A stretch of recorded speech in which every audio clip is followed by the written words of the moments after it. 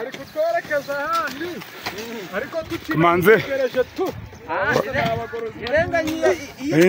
aba ni abagorozi bari gukora umurimo w'Imana bakoresheje amaboko yabo. Kabiro ndakubona.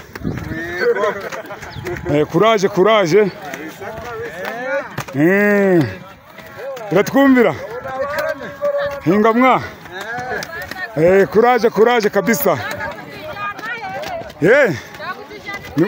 Hano nukwereka abanyamerika ko twe tugibuka guhinga. Aba ni ababyeyi n'abasaza n'abana bari gukoresha gusunika umurimo w'Imana imbere bakoresheje amaboko yabo. Ndayisaba ndakubona. Ubwo aba ni abagorozi. Mama Asa nawe ndi kukubona. Kuraje mada. Ubwo ahangaha twiyemeje kabisa. Twiyemeje kugira ngo dusunike umurimo w'Imana dukoresheje amaboko yacu.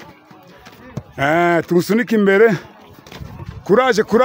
Aba ni abana n'abasore bose biyemeje banze kuja mu binyangara mu binombe kugira ngo basunike umurimo w'Imana bakoresheje amaboko yabo. Muze hano ni sawa kabisa. Uyu murima uri guhinga nuwawe nuwande? Umugabo tuguhingira ku mpamvu ki muri gukora umurimo w'Imana Kaburembo? Ndakubona ni ikitorero aha ni mu Rubaya. Turi gukoresha amaboko yacu kubwo gusunika umurimo w'Imana imbere. Iyi ntabire yose ni abagorozi bayihinze. Turacyakomeje kabisa, ariko nanje ndimo. Nanjye ngomba kujamo niba kambona. Hagire umuntu mfata nanjye mfata isuka mwa.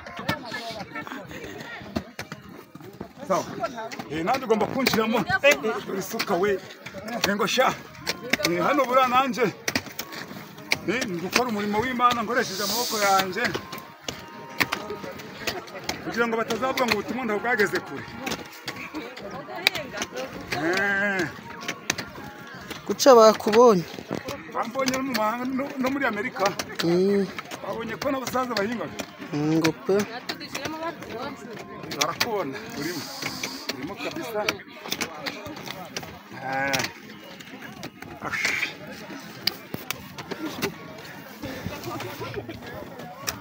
Guno murimo gurimo Yesu.